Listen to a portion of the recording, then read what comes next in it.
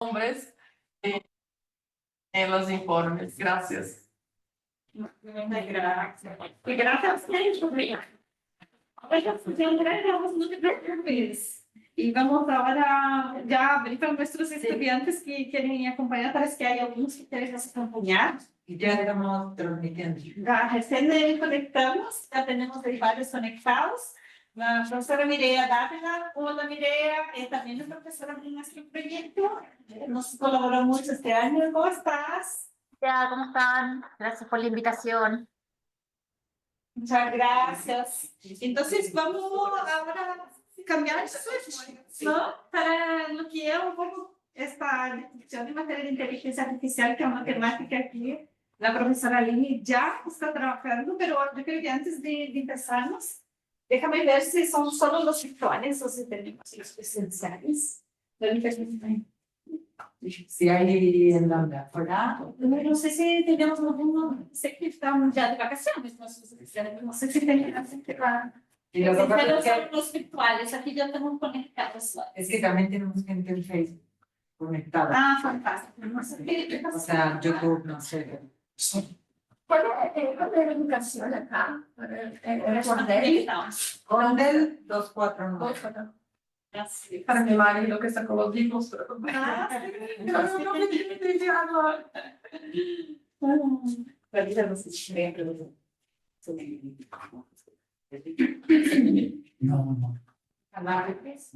No.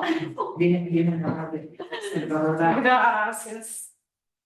Ya no sé si querían acomodarse y sacar un cafecito, todo, estamos viendo que sacar eso antes que ya regresaste.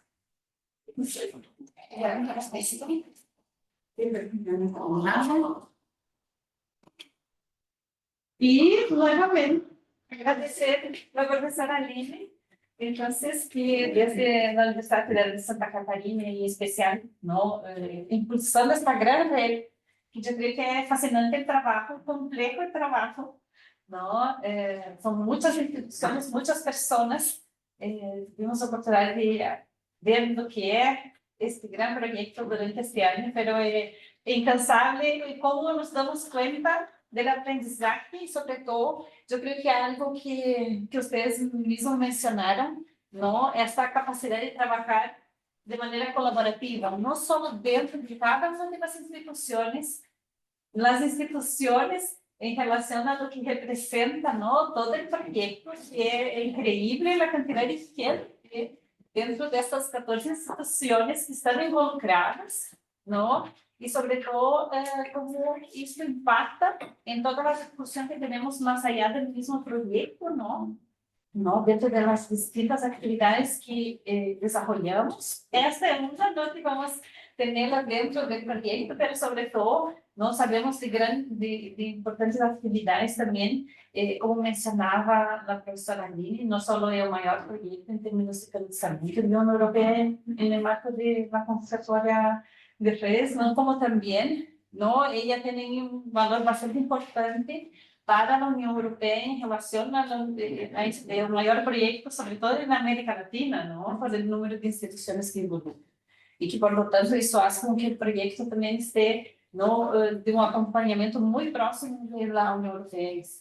Entonces, aquí Aline ya nos contó un poco y vamos poder escuchar y discutir un tema que yo creo que va a tocar este año en el proyecto, ¿no? En materia de transformación digital, pero en particular essa mirada hacia lo que es la inteligencia artificial, ¿no? Es un tema que yo creo que es un tema incerto, nuevo, ¿no? Y que estamos aprendiendo mucho en la discusión en Chile en particular, ¿no? Después vamos a conversar un poco.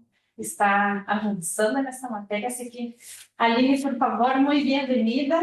Gracias. Gracias, profesora Fabiola, por la institución y todos ustedes acá del Instituto de Estudios Internacionales de la Universidad de Chile. Bien, mi propuesta hoy es hablar muy informalmente sobre el reglamento de inteligencia artificial de la Unión Europea que salió este año. Entonces, es una temática muy actual, no solamente porque fue publicado en julio de 2024, pero también porque es la temática actual, ¿no? Que todos nosotros estamos involucrados en nuestra vida. cada vez más, yo creo, ¿no? Entonces, ¿qué pasa aquí? Sí. Solo aquí, mirando para acá. Sí. Bien, la regulación de la inteligencia artificial de la Unión Europea, como vamos a ver, ya ha empezado hace algunos años, ¿ok? Y lo que la Unión Europea pretende con este reglamento es justamente intentar una cosa muy difícil, que es poner reglas, una normativa específica para las empresas de tecnología, ¿ok? Y ellos han elegido un enfoque basado en riesgos, ¿ok? Entonces, ellos parten del presupuesto que no se puede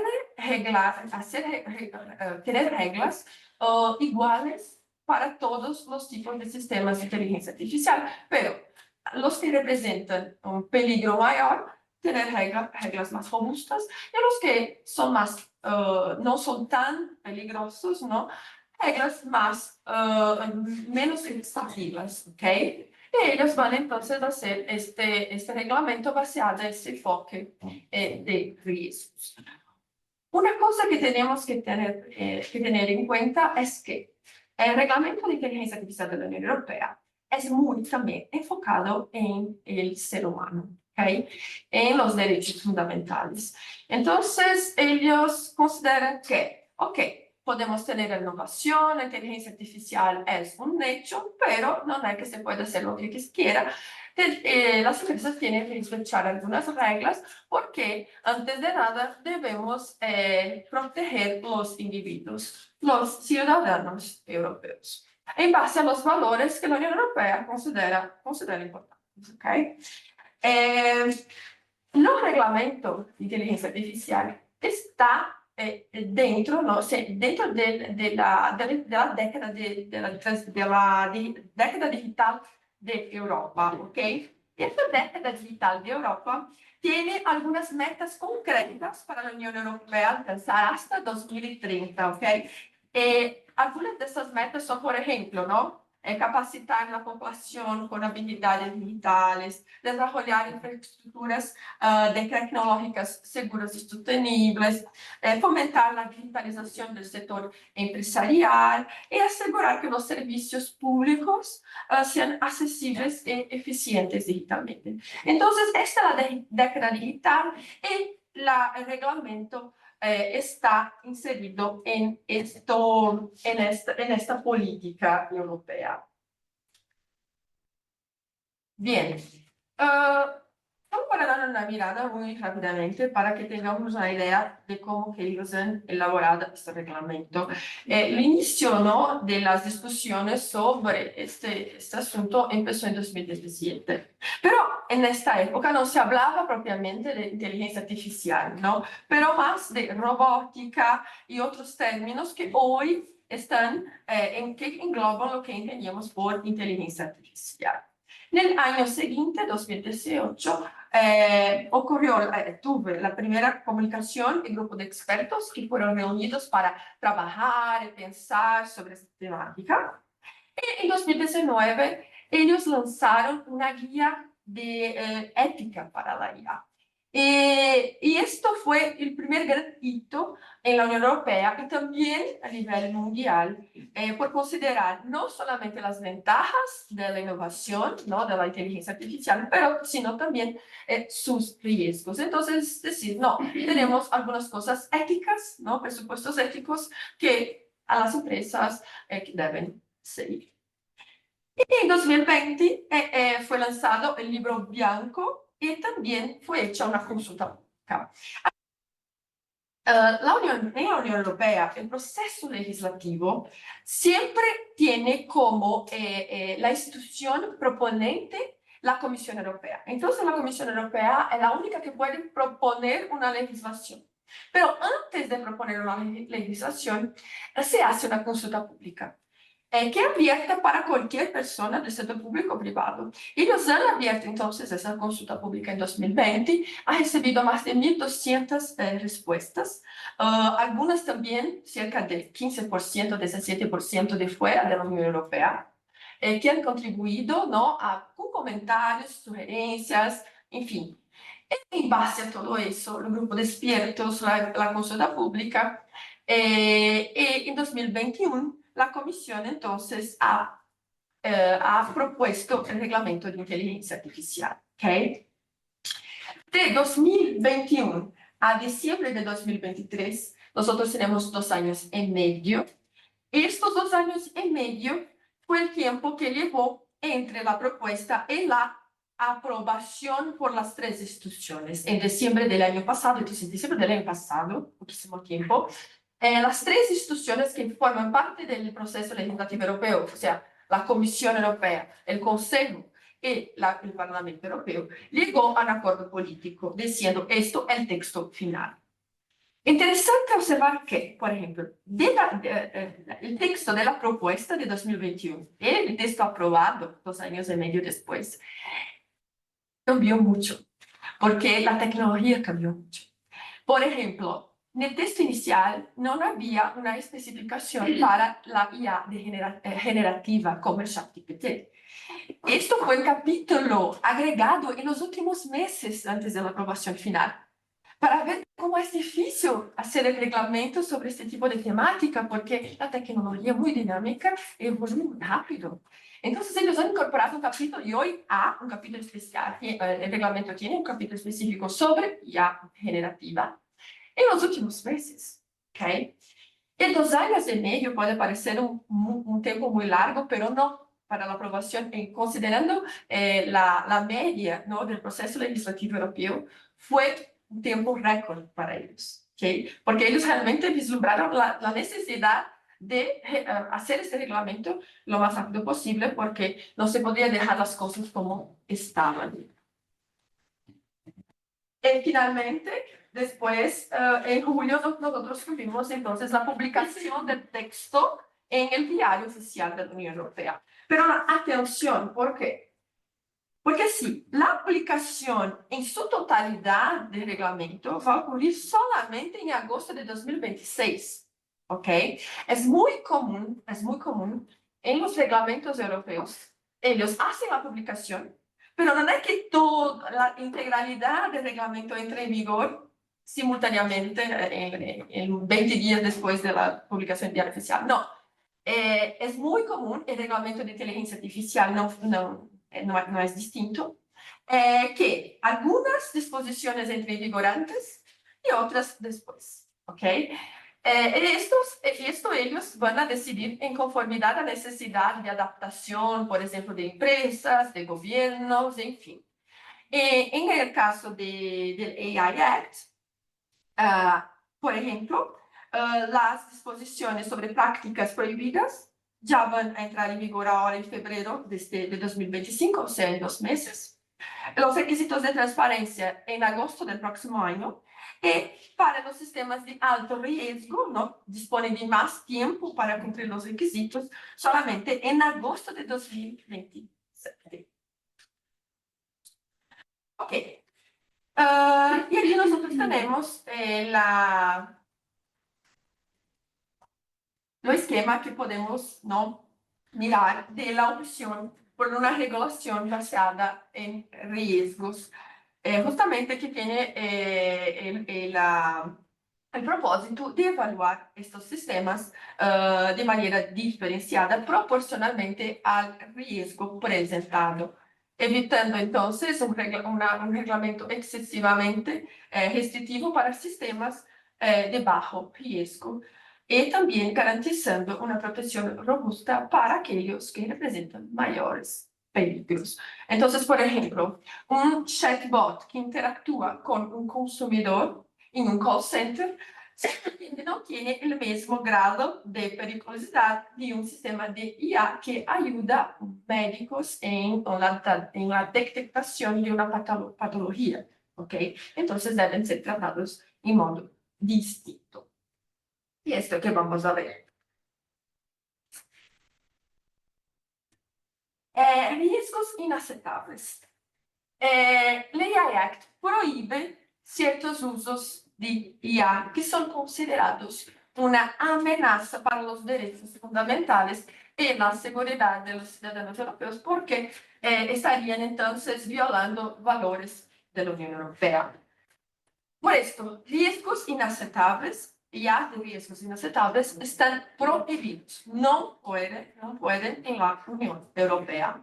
Algunos ejemplos de prácticas prohibidas: puntuación social, explotación de vulnerables, identificación biométrica remota en tiempo real en espacios públicos, técnicas subliminales manipulativas e evaluación de riesgo penales.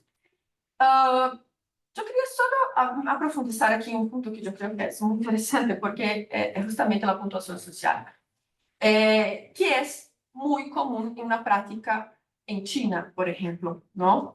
Que los ciudadanos chinos son monitoreados constantemente y por estos sistemas, ¿no? En la calle, en el trabajo, en el celular. En función de este comportamiento social, el gobierno tiene un control sobre todo, asignando puntos a los ciudadanos. Y con base en estos puntos, la persona, por ejemplo, puede postularse a determinados empleos o tener acceso a un pasaporte. Entonces, si no paga una cuenta, la cuenta de luz, señala tantos puntos. Una multa de tráfico, no sé, ¿no? Tantos puntos. Y así se va. Y la persona solo tiene acceso a determinados servicios con base en su comportamiento social, ¿no? Sí, de acuerdo con... Entonces, una cosa que, por ejemplo, que es una realidad en China, es que la Unión Europea ya ha dicho, no, aquí no.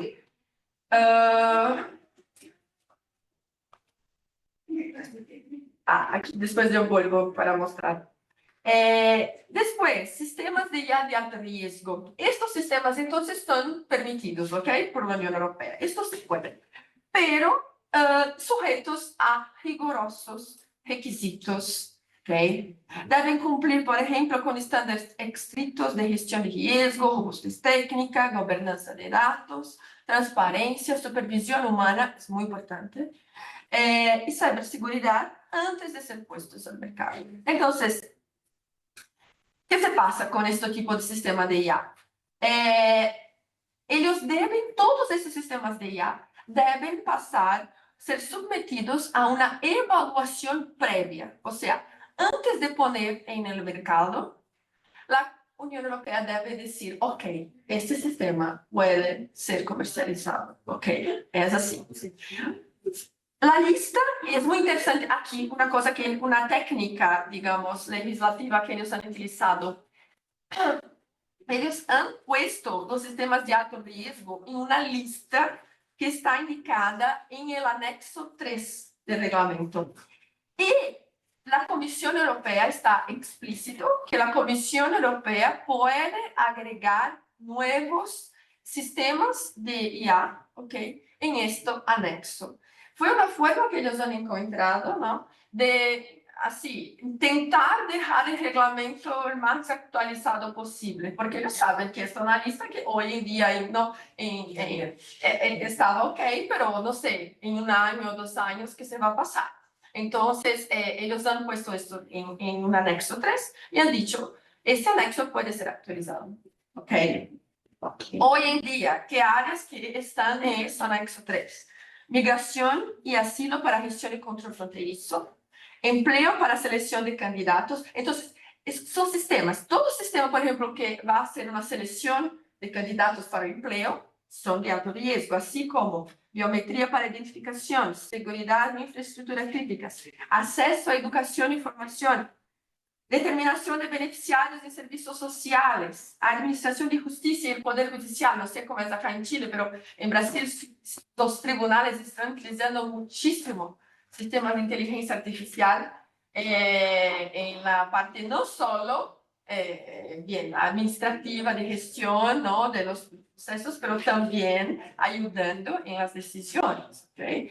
Tanto que en nuestro Tribunal Superior Federal, que es la Corte Suprema, ¿no? Hay un sistema de IA que se llama Victor, que ellos dicen que es el 13º, ¿no? No,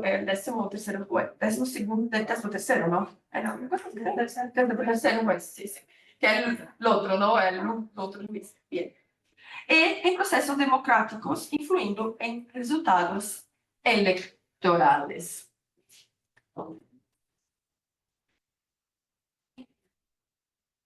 Aquí, bien.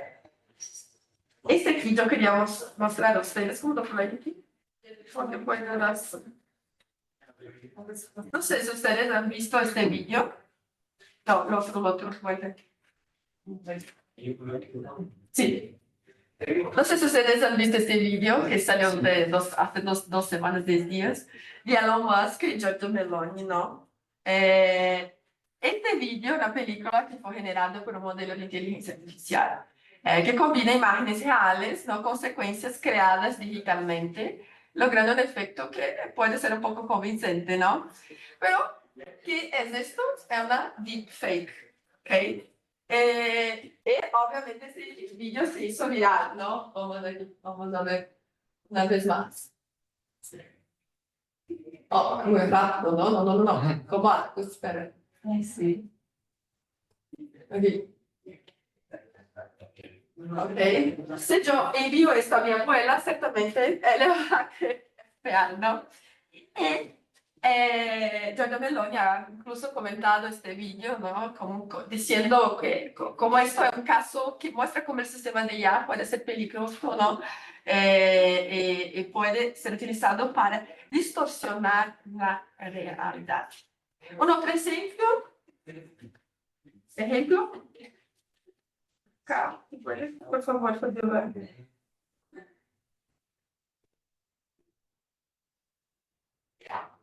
Sí, sí, este aquí.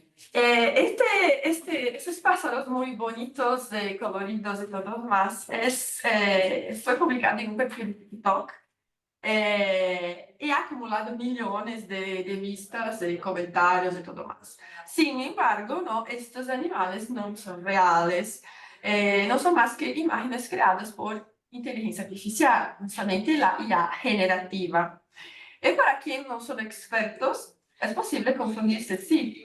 E incluso había muchos comentarios en el perfil de este vídeo diciendo, como Dios, no, espera, como Dios ha creado una naturaleza así, hermosa y todo más. Pero, ¿qué estamos hablando? Estos dos vídeos, vamos a ver, estos dos vídeos son justamente ejemplos de sistemas de IA que el Reglamento de Inteligencia Artificial de la Unión Europea considera como de riesgos limitados o riesgo de transparencia, que fue justamente este capítulo que han agregado en el último tiempo, ¿no? Antes de la publicación del acuerdo político que las instituciones han hecho. ¿Por qué? Estos sistemas de IA de riesgo limitado están destinados a interactuar con personas o generar contenido. Y son sistemas que pueden presentar riesgos específicos de personificación o engaño. Están sujetos a requisitos de información y transparencia. Entonces, ¿qué se pasa con ese tipo de IA generativa, ¿no? Como el vídeo de Elon Musk y Giorgia Meloni y el vídeo de los pájaros. ¿Es permitido en la Unión Europea? Sí, es permitido, pero ellos deben divulgar que el contenido fue generado por inteligencia artificial. O sea, debe quedar claro que es un vídeo creado por IA, o sea, etiquetado en esta forma. Las empresas deben diseñar el modelo para evitar la generación de contenido ilegal, certamente, y permitir la identificación de los titulares de derechos en caso delictivo. Este es un punto muy difícil, ¿verdad? Porque el problema es que hoy las big techs, ¿no? Las grandes empresas de tecnología, ya han minado todos los datos disponibles en Internet. Imágenes, son, música, letra, textos, y hoy no sabemos más quién controla qué. Assim, se ellos criam ciertas canciones con la voz de un cantante, la letra generada artificialmente, las personas deben saber, ¿no?, que la voz es de determinada persona, ¿verdad? Pero esto no ocurre, ¿no? Y así se viola no solo el derecho de personalidad, la protección, la propiedad intelectual, bien. Ahí los abogados hacen una fiesta realmente porque no se pasa esto hoy. Y el reglamento de inteligencia artificial de la Unión Europea ha dicho que si ustedes quieren crear este tipo de cosas, bien, pero deben seguir mis reglas y mis reglas dicen que ustedes deben decir todo esto. De dónde salió el texto, quién es el autor, los datos, etiquetar y todo más. ¿Okay? En fin, la idea de riesgos mínimos, que son sistemas considerados que no son peligrosos, ¿no? Para la salud, la seguridad, los derechos fundamentales, y son utilizados para tareas no críticas. Entonces, lo importante es que el reglamento no impone obligaciones adicionales cuando se trata de riesgo mínimo. Además de las leyes de la Unión Europea que ya existen, por ejemplo, GDPR, o Reglamento General de Protección de Datos, ¿ok? Esto se aplica siempre, prácticamente paralelamente al Reglamento de IA. Ejemplos, ¿no? Filtro de spam, sistemas de recomendación de músicas o películas y asistentes virtuales. ¿Okay? Entonces, en realidad, el reglamento no regula. Dicho, lo que no es esto que ya he hablado antes, ¿no? De alto riesgo, de riesgo limitado, si puede, está fuera del alcance, ¿no?, del reglamento de inteligencia artificial. Para finalizar, yo quería solo traer para discusión en realidad, un debate recurrente cuando se habla de reglamento, que es justamente cómo gestionar esta cuestión de regular y no poner frenos, ¿no?, a la innovación, que fue realmente una de las principales críticas, principalmente de empresas americanas, los big techs, ¿no? Porque, como hablaba antes con Fabiola, ¿cuál es la grande big tech, ¿no? ¿Cuál es la grande empresa de tecnología europea que tenemos hoy? ¿Cuál? Spotify. ¿No? Es una cosa así, en comparación con realmente las grandes, no hay, podemos decir que es irrelevante. Y esto es muy importante también. ¿Ah? No sabía que Spotify era europeo. Eso que Spotify a Ericsson, ¿no? Ericsson. Pero Ericsson, ¿no? Tipo, pero las grandes o son americanas o son chinas, ¿no? Entonces, esto es importante también tener en cuenta cuando hablamos de reglamento, porque la Unión Europea, en realidad, como no tiene Big Techs, ela quer proteger, obviamente, a sus ciudadanos. Ela não quer proteger suas empresas. Ela quer proteger suas empresas de meio e pequeno porte, porque é o que ela tem. Para termos uma ideia mais ampla da compreensão de los porquês, ¿no?, de algumas elecciones que la Comisión, en fin, ha hecho, ¿no?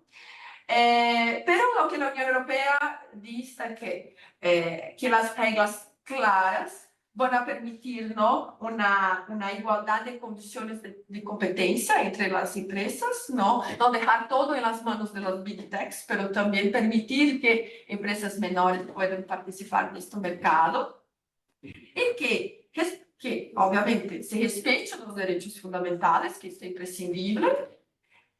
E para isso, eles han criado o que se llama de sandboxes. Ok?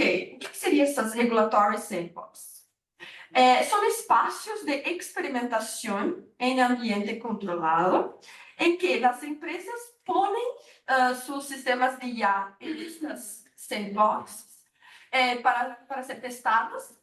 Participam diversos operadores, diversos del setor público, privado, expertos, bien, y van a evaluar los riesgos, van a evaluar si el sistema está en conformidad con el reglamento, para después salir como si fuese un parecer, un informe así, de evaluación para ver si puede o no después ser puesto en el mercado, ¿ok? Y cada país debe tener al menos un regulatory sandbox, ¿ok? A disposición. Ellos han, entonces, ¿no? Creado más o menos esta idea y vamos a ver, ¿no? Para finalizar, yo quería solo probar que a mí me gusta mucho cuando trabajo con reglamentos europeos, ver cuáles son cuál sería la dimensión extraterritorial de estos reglamentos, porque hay hay muchos efectos extraterritoriales.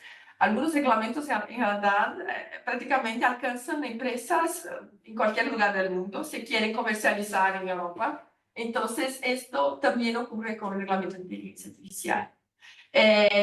Y se aplica a empresas de fuera de la Unión Europea también cuando hablamos de sistemas de IA de alto riesgo.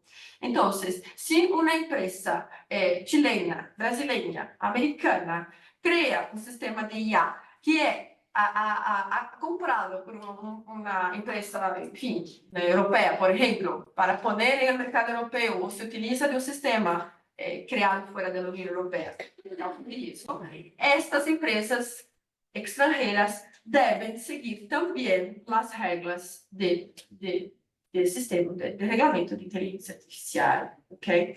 La idea del reglamento es justamente evitar que se creen paraísos de IA, ¿no? De sistemas de IA, que puedan, por ejemplo, empresas europeas desarrollen sistemas de IA en un país menos restrictivo para después no traer para el mercado europeo. Entonces, más o menos esta es la idea. Por esto, ellos han creado este mecanismo también. Entonces, empresas, por ejemplo, de acá, de América Latina, deben seguir estas reglas si quieren vender, ¿no? Sus sistemas para el mercado europeo. Muchas gracias. Estoy a disposición. Muchas gracias, profesora. Muy interesante su exposición. Acá estamos en un foro muy valioso. Agradecer la invitación de la profesora Guzzi Betty, también de la directora, la profesora López Girán. No sé si en el público hay alguna pregunta que haya surgido a partir de la exposición. Jonathan, ¿tiene una pregunta? O sea, Lo que no sé si pueden ellos solitos activar sus micrófonos. Creo que los tenemos bloqueados. O de repente por escrito.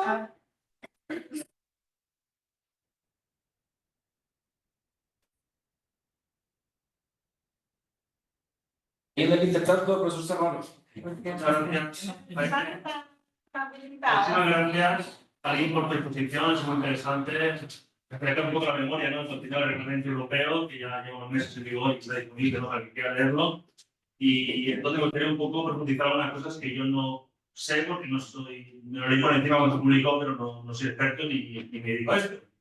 Así que son preguntas, digamos, de una pregunta tendrá por casa como jurista y otra más, digamos, geopolítica, ¿vale? La primera, no acabo de entender bien este sistema de evaluación de riesgos, ¿no? O de niveles de riesgo, en el sentido de que, vamos a ver, se trata de un sistema de declaración responsable previa, como pasa en la Europea para cualquier procedimiento administrativo. De hecho, ese es el paradigma. La Europea obliga a los Estados miembros a sustituir el tradicional registro administrativo, licencia, de cualquier cosa de toda la vida que era posterior por el a priori, la declaración responsable, ¿vale? Eso en España, por ejemplo, y Portugal ha sido un cambio muy importante en la manera de actuar con la administración. Entonces, repito, es un sistema de declaración previa o bien un sistema de autorización previa que se supone que está desapareciendo. No lo acabo de entender. Es el administrado, en este caso las empresas tecnológicas gringas, ¿no? Es eso, en las que tienen que autoclasificarse, autorregularse y decir, bueno, este es el color amarillo, el color verde, el riesgo, o bueno, o es el Estado que tiene la Comisión Europea que tiene que autorizar antes de empezar a penetrar el mercado europeo. Eso sí, por un poco, pronunciando muchos aspectos. Repito, es autorregulación o regulación del Estado a priori. Y la segunda pregunta, se escapa un poco del derecho, veo que el reglamento no tocó este tema, pero desde América Latina estamos obligados a plantearlo. Vamos a ver, hay autores que están hablando ya de inteligencia artificial, lo han dicho antes cuando hablan del minado, ¿no? Minado de datos. Como que llega tarde la regulación. En cuanto a los derechos de autor, derechos de propiedad intelectual, llega tarde, ¿no?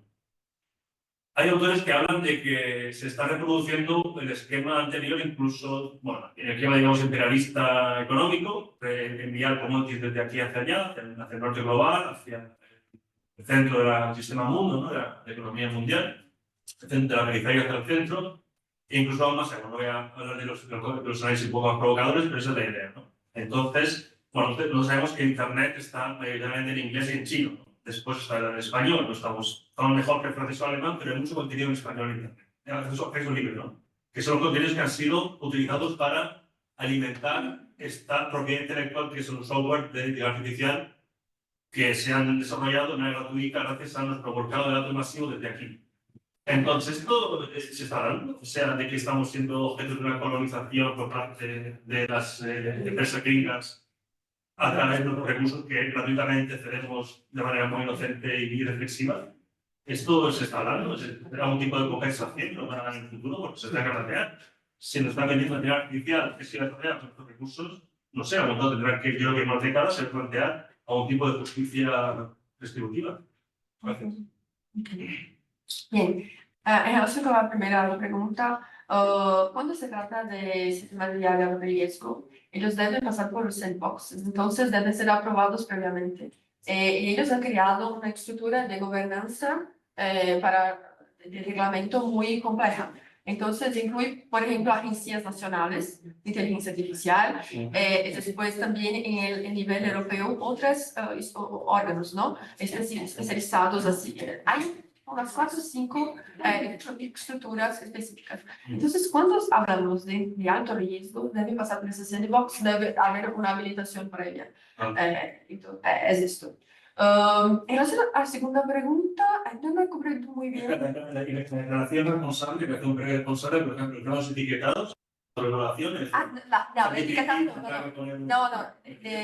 el etiquetado no necesita antes una autorización previa. Los que son por las generativos, ¿ok? No necesita antes, ellos pueden poner en el mercado, pero hay este control, ¿ok? Este monitoreo así por las organizaciones. También ese va después a la... Si caso tenga alguna violación, por ejemplo, no etiquetó, no ha indicado quién es el autor y todo más, hay un procedimiento que puede ser hecho administrativamente y todo más, y judicialmente, obviamente, pero no es necesario antes de poner el mercado pasar por una sandbox, por ejemplo. Y la segunda pregunta, yo no comprendo. No, de manera general, es decir, ¿se está teniendo en cuenta esos debates que ustedes han creado en este proyecto, en la creación o el aumento de la desigualdad entre países desarrollados en vías de desarrollo, dado que la inteligencia artificial necesita minar datos disponibles gratuitamente en Internet y sus contenidos a veces son generados por países subdesarrollados para generar una tecnología de países desarrollados que no para vender? Sí, no, estoy de acuerdo. Sí, estoy de acuerdo contigo. Es una cuestión que se debe realmente reflexionar. Yo estudio mucho la cuestión de la extraterritorialidad de los reglamentos. Algunas veces nos quedamos realmente a pensar hasta qué punto ¿no? ellos pueden obligar a empresas de fuera a cumplir con sus requisitos si nosotros no hacemos lo mismo, ¿no? Pero ellos han empezado este tipo de, digamos, técnica, no sé, política, hace pocos años, ¿ok? Hace tipo 10 años, cada vez más están intensificando este tipo de actividad. Por ejemplo, no sé si ustedes no hay que ver con inteligencia artificial, pero ellos han también publicado este año un reglamento sobre la deforestación, ¿no? UDR, el reglamento sobre que no permite el comercio de materias primas, productos que vengan de áreas de desmatamiento, áreas de desmatamiento ilegal, este tipo de cosas, y que abrange muchos productos, soya, la madera, la café, son 7 productos así. En Brasil está un caos realmente con, por ejemplo, UDR, porque nosotros somos el mayor parcero comercial de la Unión Europea, considerando los 7 productos. ¿ok? Por ejemplo, la mitad de nuestro café va para Europa, el café exportado va para Europa. Ellos dependen de nuestra soya para, ¿no?, la producción animal, la alimentación animal principalmente. Y los productores brasileños tienen que se adaptar a los estándares altísimos de due diligence, por ejemplo, europeo, si quieren mantener el comercio con Europa. Y tanto que la presión extranjera fue tan grande que el UDR debería entrar en vigor ahora, en diciembre, 31 de diciembre, y ellos han retrasado por un año la entrada en vigor porque realmente no era imposible, caos. Entonces, así, se ve este tipo de cosa en otras áreas también, ¿no? De comercio. Este reglamento de inteligencia artificial, certamente, tenemos que tener una visión crítica porque ellos están defendiendo lo que ellos piensan que es mejor para ellos, ¿no? Es esto. Pero no necesariamente es mejor lo que sería justo, ¿no?, para los países, principalmente los países, ¿no?, en desarrollo, ¿no? Nosotros. Hay una pregunta acá desde a las personas que están conectadas digitalmente y hay dos preguntas. Una relacionada a cuál es la postura de la OECD, la OECD respecto a inteligencia artificial, teniendo en cuenta quizás que la OECD es un foro más amplio, que Europa, respecto a la Unión Europea, es un sistema normativo que se ha ido construyendo, considerando no se revisa de que se basa en derechos fundamentales, la Carta Europea de Derechos Fundamentales, en cambio la OECD converge en países de distintos continentes, no sé si cuál es esa postura un poco más global. Y también otra pregunta, Andrea Provera, que fue que la formula. No, una la hace Jonathan y el otro la hace Erwin. Vale. Andrea, Perfecto. La otra pregunta también que llega es si piensas que estos avances en inteligencia artificial podrían acelerar el cumplimiento de los ODS, que claro, se vieron tan afectados por la pandemia, si esto podría colaborar en los objetivos de desarrollo sostenible. Okay. En relación con la primera pregunta, el reglamento del IA de la Unión Europea, por ejemplo, en la definición de la OECD. Ha cambiado poquísima cosa. Entonces, ellos han, el artículo 3 del reglamento que dice, ¿no?, especificar el concepto de sistemas de inteligencia artificial es prácticamente un copia y cola del concepto que la OCDE ha elaborado. Entonces, ellos, digamos, colaboran en ese sentido, tanto que no han utilizado lo mismo concepto. Pero son regiones distintas, una otra, pero colaboran sí, tanto que han seguido.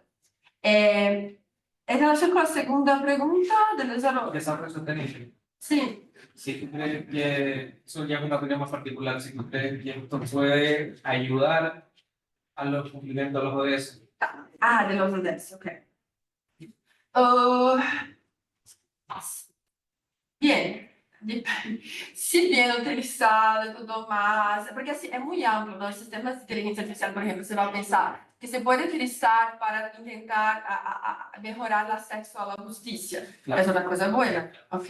Entonces, también va a ayudar a la población a tener servicios públicos con más eficiencia. Sí. Así, las ventajas de la inteligencia artificial son muchas, esto no ciertamente, pero también hay estos peligros, que es justamente lo que estos reglamentos quieren combatir, ¿no? Las posibles violaciones, pero ciertamente la inteligencia artificial utilizada tanto por empresas como por gobiernos, porque en realidad el tratamiento de los datos, ¿quién más tiene poder sobre ellos? No son empresas, son los gobiernos. Los gobiernos tratan datos en volúmenes increíbles. Entonces, si los gobiernos también utilizan sistemas de inteligencia artificial, ¿no?, en su administración para mejorar, traer más agilidad, ciertamente es un bien para todos, ¿no? Esto para también los objetivos de desarrollo sostenible. Certo. Y una pregunta con la... Perdona, María. No, por favor. Perdón. Sí, se viene después. Yo tenía una pregunta. El derecho muchas veces lo importante es la consecuencia jurídica. ¿Cuáles son la envergadura de las sanciones que se aplican en el caso de incumplimiento de las actividades prohibidas o cuando no se ha estricto cumplimiento a otras actividades muy reguladas? Este è un punto muy interesante porque il regolamento non ha previsto específicamente, por ejemplo, una responsabilidad civil para los operadores, ¿no? Así. Porque esto fue un punto de inflexión que ellos han llegado, simplemente así no, han preferido dejar de fuera hacer no, la normativa sobre todo el resto, pero la parte de responsabilidad civil ellos han preferido dejar para normas complementares, normas que ya existen hoy, por ejemplo, y que se podrían aplicar, pero específicamente sobre tipo, la responsabilidad civil, como no estricto senso como nosotros tenemos en los códigos civiles y todo más. No hay en el reglamento de inteligencia artificial de la Unión Europea. Ellos han dejado de fuera. Y entonces, sí. Entonces podría aclarar. Se utilizan otras formas internas, ¿no? Las responsabilidades internas de los países que ya existen y otras normativas europeas que podrían se aplicar también, dependiendo del caso, ¿no? Muchos casos, por ejemplo, hay que ver con consumidor. Entonces, existen muchas normativas europeas que protegen los consumidores. ¿Okay? Entonces, se podría utilizar así y todo. Pero la misma cosa que trabaja con derecho internacional, la responsabilidad de los estados, que hasta hoy hay un proyecto de 2001, ¿no? Que no salió del papel justamente porque es difícil tratar esas cuestiones de un nivel más largo. Imagen, son 27 países, ¿no? Con distintas cuestiones, en fin, y así el reglamento ha decidido de esta forma. Doctora Montt. No, muchas gracias, profesor. Y gracias, profesora, por su ilustrativa exposición de esta mañana. Yo en realidad lo que me gustaría si es que comprendí bien, tal vez como para hacer un breve resumen solamente de las fuentes normativas que usted enumeró muy bien y mencionó un libro blanco, es decir, una fuente no vinculante en el derecho europeo, pero por otra parte también un reglamento, que por lo tanto sería dentro de la jerarquía una de las normas de más alta jerarquía, la cual además cuando se publica en el diario oficial, en el BOE del Boletín de la Unión Europea, es ley de aplicabilidad inmediata, sin tener que pasar por un proceso de adaptación de normas. Entonces, eso es muy interesante, por lo tanto, de lo que usted ha referido. Hay aquí fuentes normativas vinculantes, no vinculantes, más además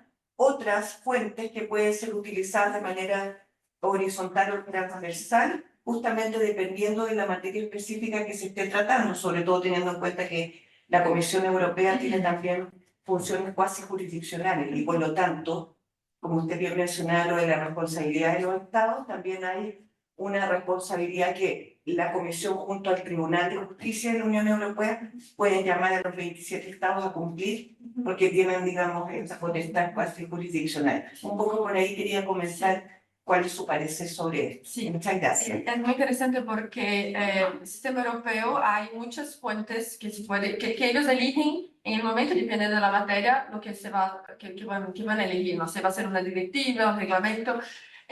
Generalmente, directiva o reglamento, si quieren que sea vinculante, pero son estrategias distintas.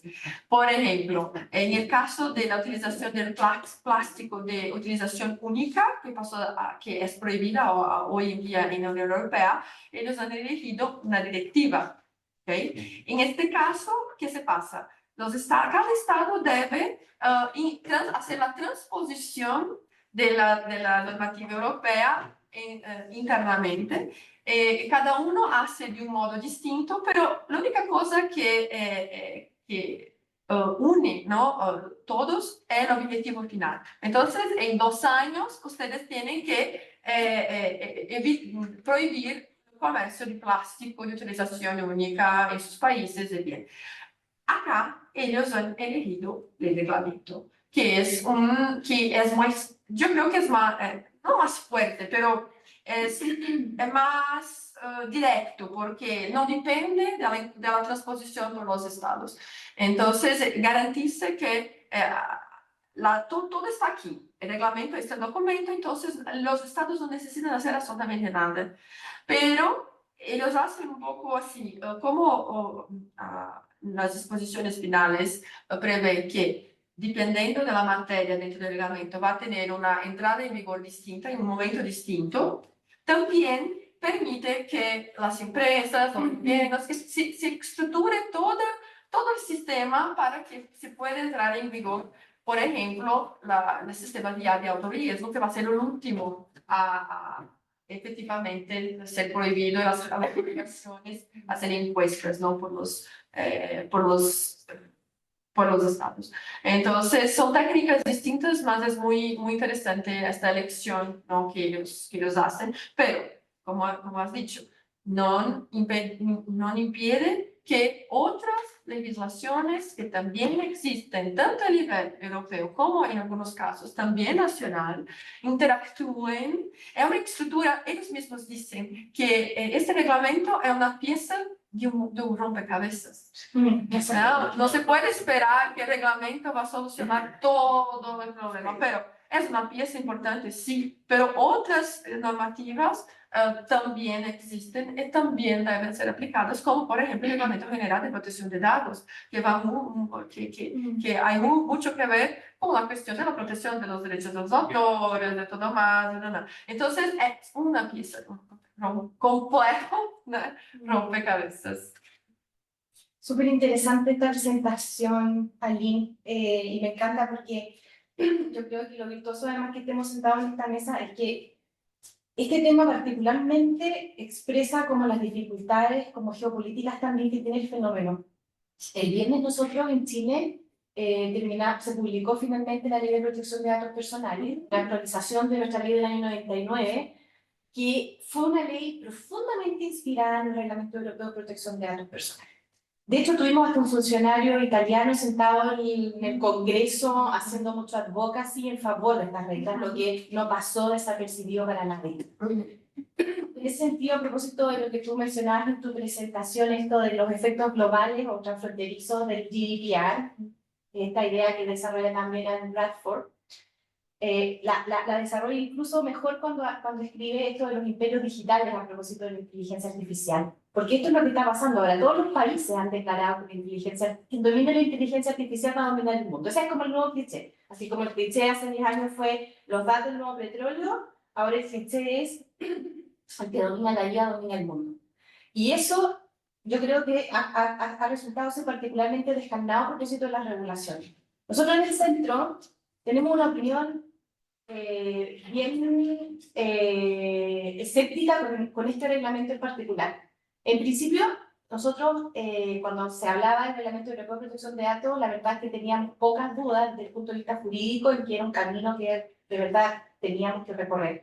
Y en ese sentido sentíamos que había una convergencia, como tú decías también al principio, valórica, en términos de lo que se buscaba proteger. Y en el fondo la impresión de nosotros como investigadores es que habían fuertes razones jurídicas para avalar una regulación en ese mismo sentido, y yo creo que la Unión Europea en ese sentido ha hecho un aporte esencial y por eso se ha transformado en un estándar global también. Pero fíjate que en inteligencia artificial nosotros teníamos dudas con esa convergencia. También por lo que tú dijiste, o sea, la inteligencia artificial hoy día no se produce en Europa, se produce fuerte, o sea, los imperios son otros, digamos, están en otras latitudes. Y una de las cuestiones esenciales que a mí me gusta mucho leer lo que produce el IEE, lo de los ingenieros eléctricos, claro, y también Electronic Frontier Foundation, que ponen mucho el énfasis en que esta tecnología es sociotécnica, de manera que esta lucha descarnada por gobernar la tecnología necesariamente tiene que ser derrotada porque el componente social finalmente termina por gobernar lo que ocurre. Y aquí quería tomar este tema de los usos prohibidos de la inteligencia artificial que tú tan excelentemente explicabas, y como en China, ¿cierto? Tenemos estos niveles de control social. Chile acaba de, o sea, hace unos meses atrás presentó un proyecto de ley que regulaba la inteligencia artificial que es una copia del reglamento europeo de inteligencia artificial. Es una copia. Y también sanciona ¿cierto? Como un mecanismo de alto riesgo de la identificación biométrica en tiempo real en el espacio público. Pero sin embargo tiene una excepción para que el Estado sí lo pueda hacer. Sí, sí, sí, siempre hay Entonces una me pregunto, excepción. ¿cuál es la diferencia de eso con China? O sea, el otro día en una clase yo tuve a un colega, ¿cierto?, que está a cargo del proyecto CITI acá en Chile, que es el Sistema Integrado de Televigilancia, que son todas las cámaras disponibles en Santiago, donde les meten un software y produce efectos tan ridículos como que si alguien está hablando por teléfono y dice, ¿pero cómo? Y levanta un brazo, el sistema lo detecta como alguien que ha levantado las manos y que probablemente está en una situación de peligro. ¿Me fijan? Entonces, me parece también que es una conversación no completamente sincera cuando decimos que queremos seguir un modelo, pero en la práctica estamos haciendo otras cosas. Pienso además que la posición de América Latina es particularmente relevante en esta conversación, porque es un continente que no produce inteligencia artificial, pero sí la consume mucho. Tenemos mucha inversión china, que se traduce justamente en adopción de herramientas de este tipo. Y también tenemos mucha inversión norteamericana, ¿ya? Y en ese sentido, me planteaba la duda, ¿no? De nuevo, ¿qué tan sincero es esto? Cuando nosotros pedimos un Uber o contratamos un Airbnb, ¿qué hacen estas plataformas finalmente? También entregan una puntuación social a quienes son sus usuarios. No lo hace el Estado, pero lo hace el sector privado, que es inmensamente poderoso también. Entonces, cuando uno ve regulaciones como esta y piensa en adoptarlas, me parece a mí más bien que genera una tensión que se desacopla de lo que verdaderamente está pasando en la realidad. Y países como los nuestros, que son muy intensivos consumidores de estas tecnologías y de muchas partes del mundo, deberían, no sé si tomar distancia, pero al menos pausar quizás el entusiasmo regulatorio en este tema.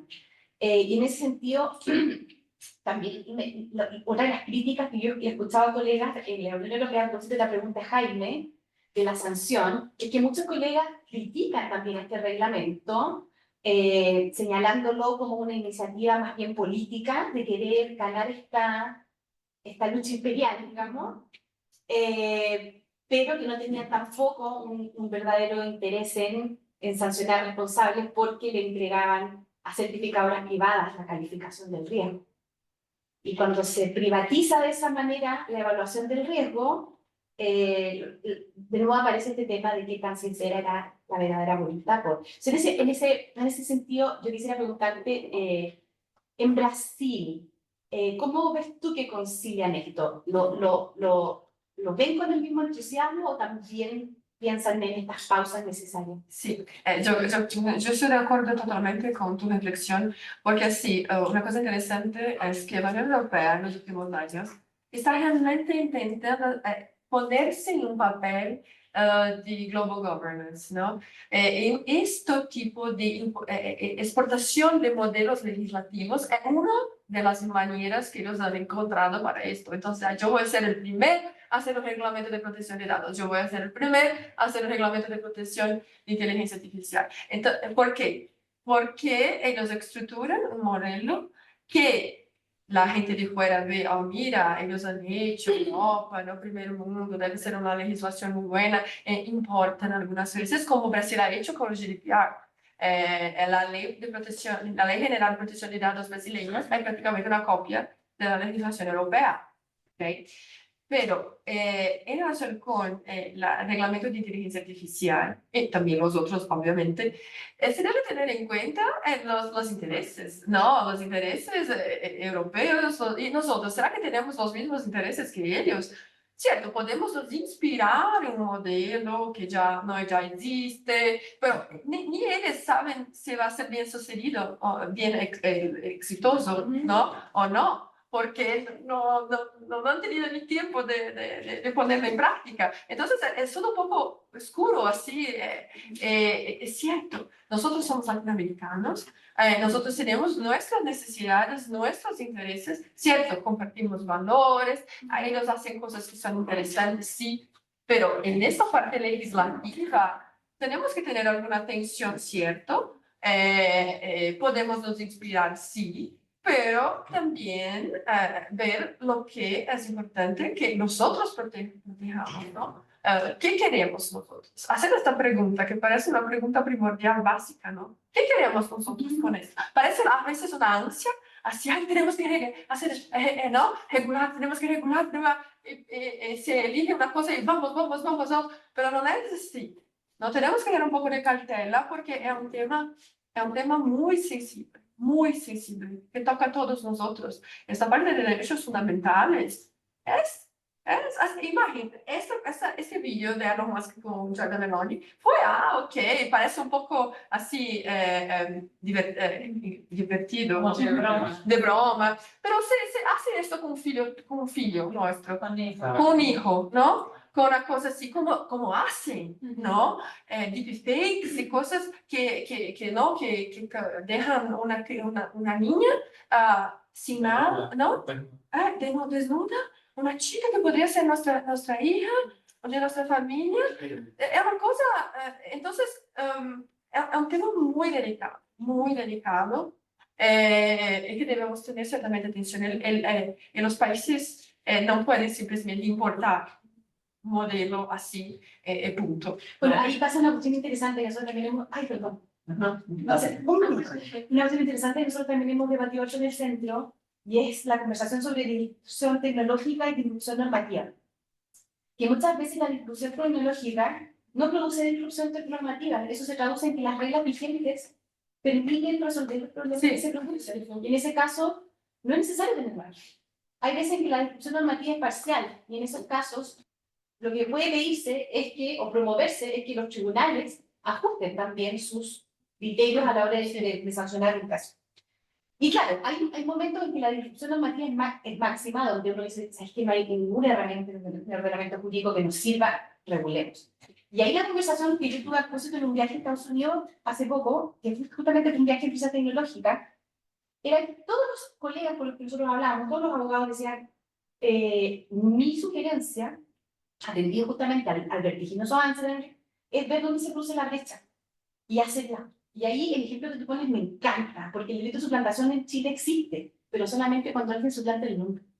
Y las deepfakes, cuya traducción, por una vida que más nos gusta, que son los de ultra suplantación, entonces, en Chile no tienen castigo porque lo único que sanciona el Código Penal es cuando alguien suplanta tu nombre, pero cuando suplanta tu cara, tu voz, tu cuerpo, o sea, que son los problemas que plantean. Si se sirve ese ajuste, por ejemplo, que es quirúrgico, el impacto sería... Pero en sí, no sé si acá en Chile, pero por ejemplo la parte penal, ¿no? Tiene que existir una norma penal muy específica, si no hay específica, tipo, no, principalmente en la parte penal, ¿no? Entonces es un poco más complicado, sí, después, ¿no? Pero sí, son opciones legislativas que se deben hacer, que es más fácil, que es posible hacer, ¿no? Una nueva norma, o tal vez, ¿no? Adaptar las que existen y todo más. Es complicado, es una cosa...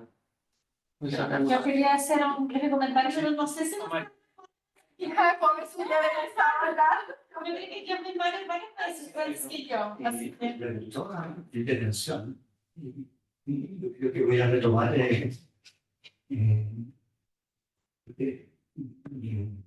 no voy a comentar en parte del tema más normativo y todo, en los cuales ustedes son expertos en eso, sino que necesito un comentario como de contexto. Y particularmente la pregunta que tú decías, en realidad, todo esto para qué. Dice, bueno, efectivamente hay momentos que son inmediatos. Pero yo creo que ha habido una aspiración en la región hace ya mucho tiempo, más de 20 años, que siempre se ha aspirado a la idea de una identidad regional en el mundo digital.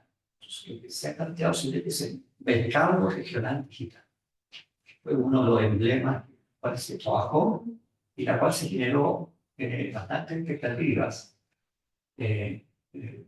Porque en el contexto internacional, América Latina fue una de las regiones que convergió más rápido en los temas digitales.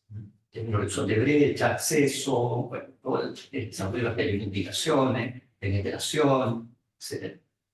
Y como dices tú, nosotros nos convertimos en la región, América Latina, uno de los consumidores, digamos, más voraces de contenidos digitales en el mundo. Están todos los datos, sobre todo en esta fase de las empresas plataformas, ¿ah? Y el tiempo consumido en los distintos sistemas de redes sociales, etc. Entonces, la región de América Latina es un tremendo consumidor.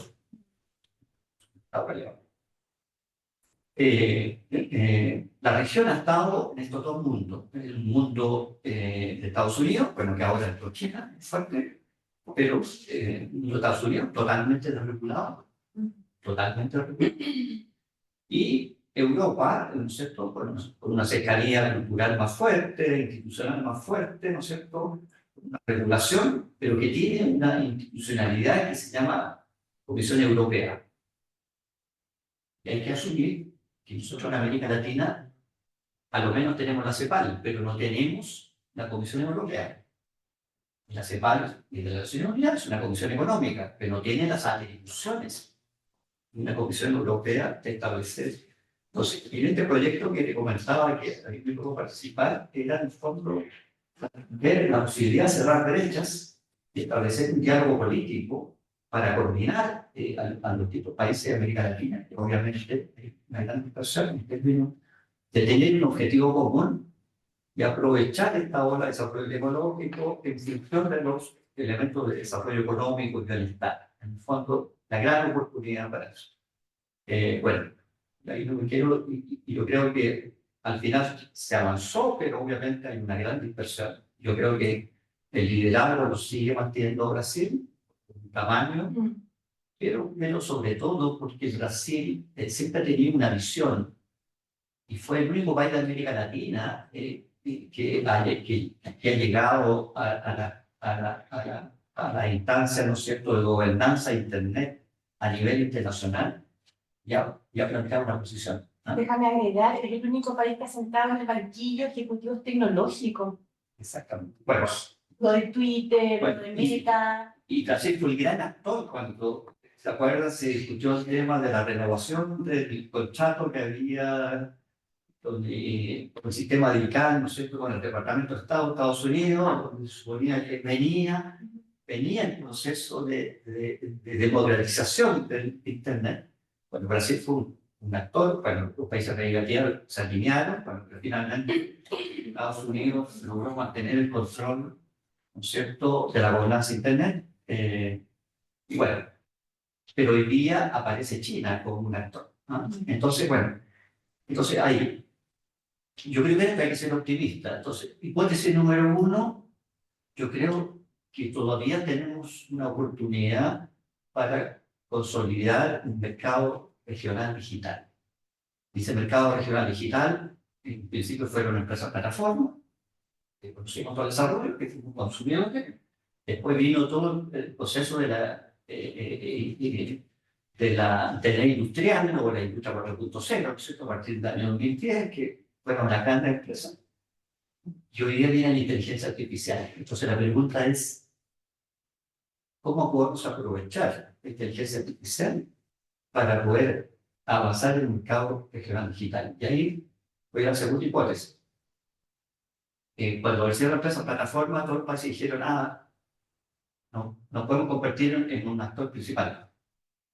Pero Facebook era uno, Google era uno, Amazon era uno, y yo creo que con suerte América Latina levantó Mercado Libre y otros varios empresas más, empresas plataformas, pero no se logró crear porque efectivamente era un mercado con economía de escala tan grande que ni siquiera Europa pudo entrar, y lo que hizo China fue establecer el espejo. Creó el Google, creó el Amazon, y el mundo digital se dividió en todo.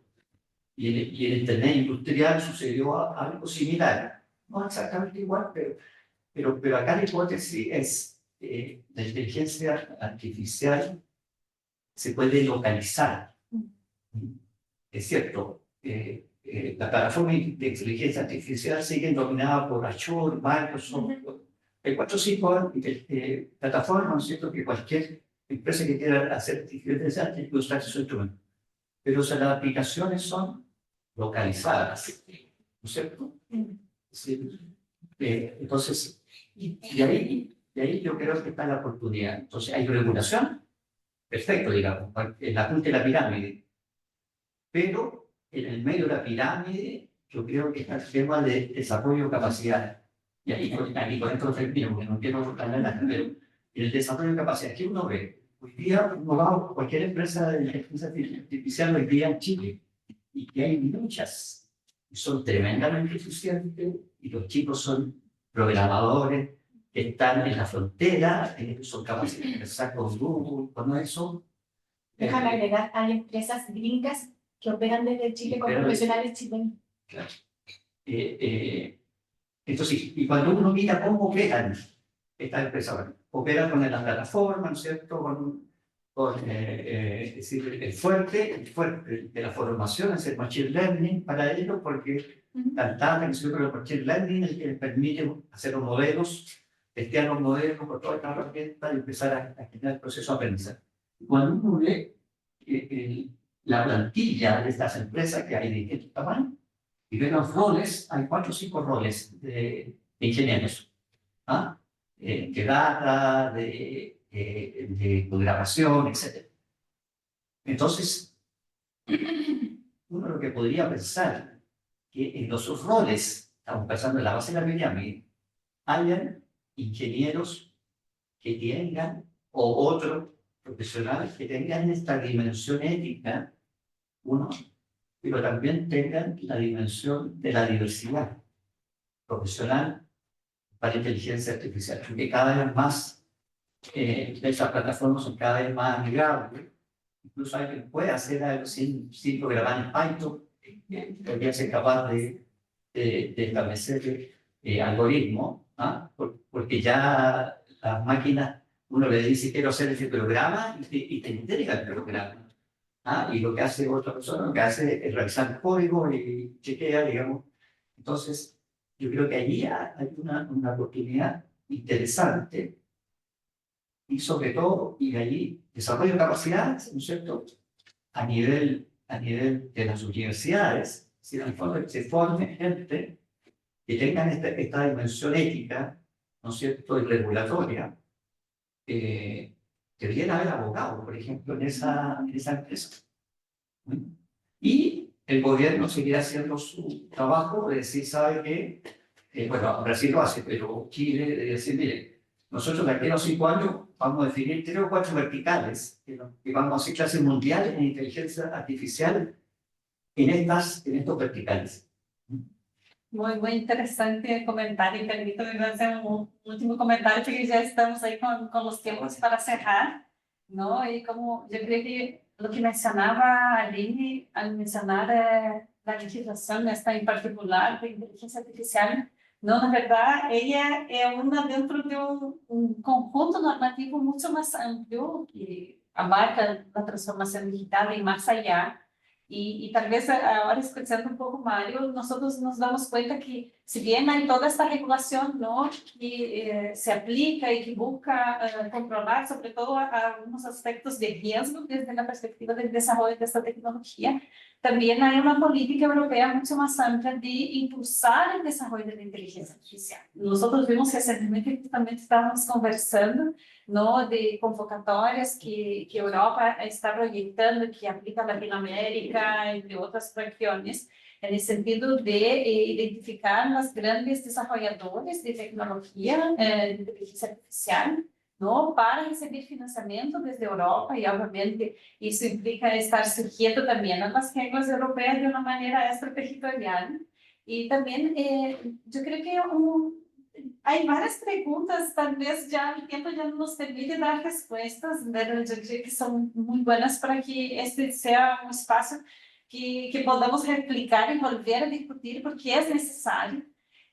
Pero también es bien interesante que toda esta regulación que Aline nos presenta es una regulación que, na verdade, é uma aplicação que podemos decir para aquellos productos que van a ser mercado, ¿no? Es muy interesante que si vamos a ver, y ahí mencionaba la profesora Daniela, ¿no? De los pero ¿no?